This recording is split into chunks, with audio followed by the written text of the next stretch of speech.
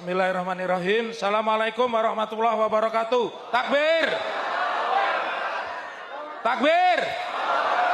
Yang belakang belum. Takbir. Terima kasih.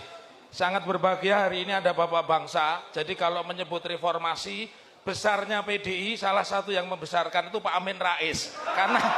Karena tahanan politik dilepas juga di masanya Pak Amin Rais. Ya. Di sini banyak sahabat saya. Beliau ini satu kampus dengan adik saya, sama-sama pernah di Skorsing juga di ITB, yang pernah di penjara juga. Jadi adik saya 6 bulan, tapi adik saya nggak pernah cerita, hanya saya yang tahu. Nah ini kalau beliau ini revolusioner sama seperti Pak Mudrik. Pak Mudrik ini punya hubungan pribadi dengan saya. Beliau ayah saya, abang saya, dan guru politik saya. Ya. Pak Amin tidak usah disebut. Bang Egy ini kawan saya sejak 92. Waktu itu beliau belum kenal dunia politik, masih demo di DPR. Ya. Mas Rus ini masih punya hubungan koneksi. Saya IP-an sama beliau ini. Jadi alhamdulillah di sini saudara Dr. Andre, dan ini kawan saya gara-gara jin buang anak dia jadi napi. Ya. Baik, saya ingin sampaikan singkat saja.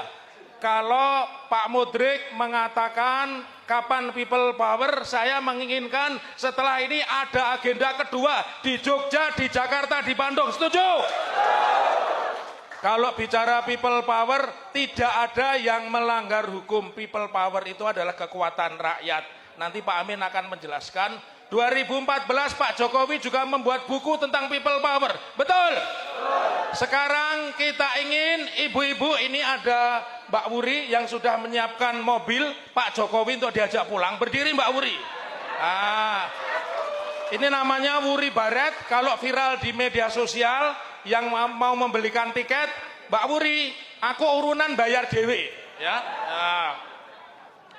Saya ingin katakan ada 3 peluang untuk menjatuhkan Pak Jokowi secara konstitusional.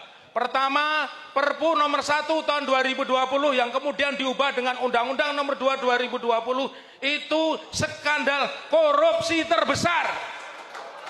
Kenapa? Angka pertamanya 521 miliar, sekarang sudah menjadi 821 miliar.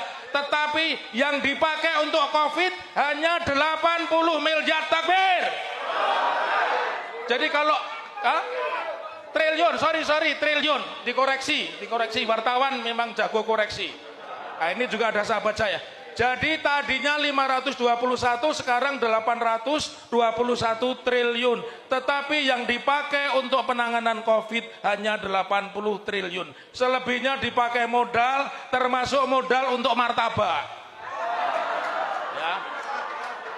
Pasal 7 perubahan keempat Undang-Undang Dasar 45, salah satu fungsi dari Mahkamah Konstitusi adalah impeachment. Dan 3 syarat impeachment diatur di pasal 7. Yang pertama adalah penyelewengan terhadap konstitusi. Tadi semua pembicara, ayah Anda Pak Mudrik, Panglima Besar Jenderal Bintang 6 sudah Jenderal Bintang 7 sudah ada obat-obat pusing.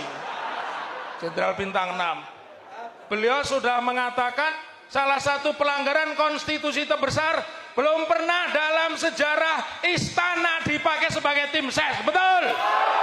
Itu pelanggaran konstitusi terbesar. Soeharto yang Jenderal Bintang 5 tidak pernah menjadikan istana sebagai tempat tim ses. Ini terang-terangan dan mendukung Ganjar Purnowo. Ya. Ya, Purnowo.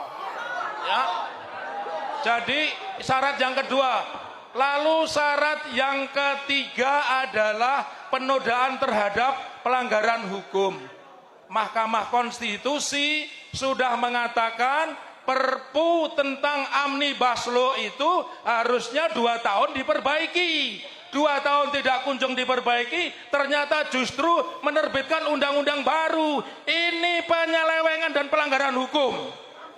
Jadi 3 hal itu yang bisa menjadikan Pak Jokowi masuk ke penjara. Sepakat? Lalu bagaimana skenarionya? Ini apa ndak